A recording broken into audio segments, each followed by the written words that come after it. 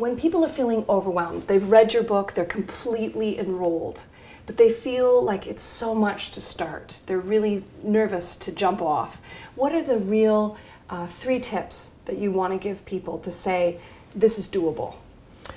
As you know, identifying the obvious sources of wheat is easy. Breads, pastas, cookies, cakes, the stuff we all recognize as being made of wheat flour. The tricky part is identifying the hidden sources. We know that virtually all processed foods have wheat in them. So it's in taco seasoning, it's in licorice, it's in virtually every frozen dinner, it's in canned soup, it's in salad dressings.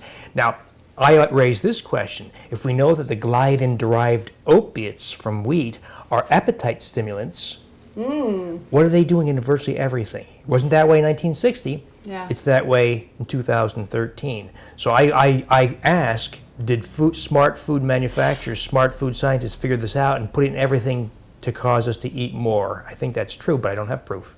Yeah. 3, return to real single ingredient foods. We know that green peppers, cucumbers, and lamb chops are safe. And by the way, corollary to this notion of let's reject the notion of healthy whole grains is rejecting the notion of cutting back fats.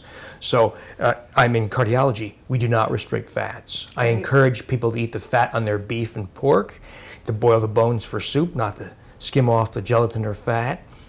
If you have no intolerance to dairy, your butter or ghee. Don't worry about fat, it's good for you. Can you speak to your love of coconut, the actual coconut oil and what it can do? Sure. What would we do without coconut? So coconut, my wife is miserably dairy intolerant, so we're always using coconut oil, coconut milks, etc. The oil is wonderfully versatile. It's solid at room temperature, at least in our climate. And it's delicious, it's heat tolerant. It's saturated fat, but saturated fat is good for us. And of course, it's the lauric acid form of saturated fat. 48% of the by weight of coconut oil is lauric acid, medium chain triglyceride that has wonderful brain effects. So and also facilitates weight loss. Great. So use coconut oil. It's wonderful. It's versatile. It's tasty.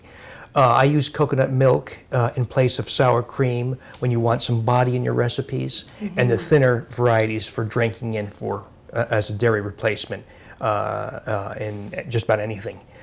So I don't know what we do without coconut. Absolutely. And the coconut oil, can you speak to its cardiac protective effects, the fact that you're not concerned? At one point, everyone was freaking out about coconut. So can you speak to the change that we've seen in that?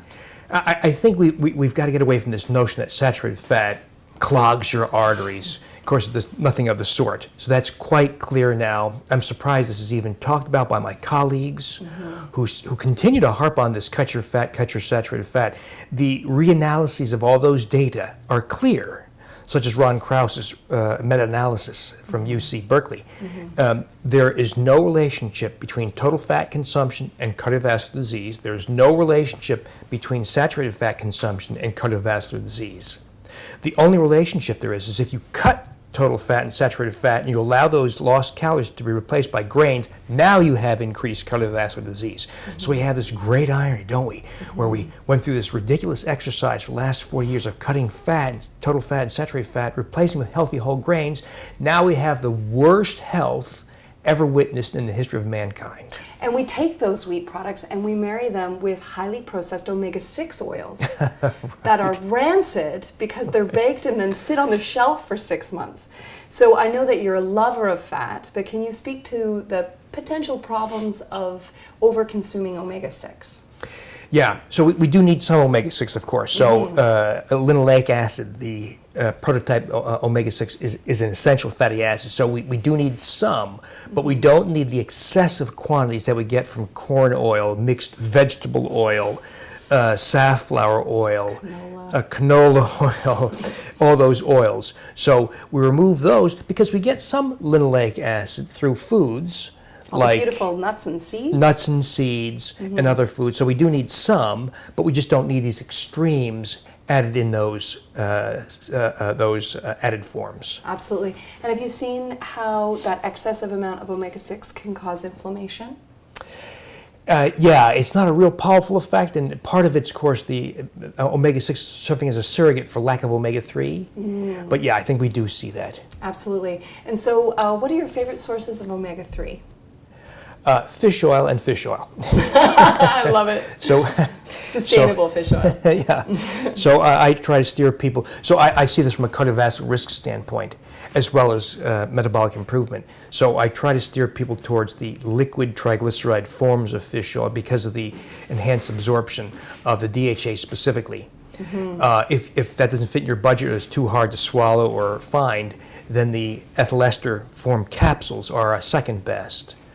Of course, the linoleic acid in chia and flaxseed is a wonderful oil, but does not provide the same kind of benefits as the EPA DHA. Incredible. Amazing. Well, thank you so much for sharing. I love the depth of your knowledge, the incredible research that you've done for Wheat Belly. I can't wait for your next book, and I can't wait for this movement to keep growing. The Wheat Belly movement is really sweeping the nation, and I can't wait to share it on Wheat Belly Live, heading across Canada. So hit ideasfestival.ca for more information. Thanks. Thank you.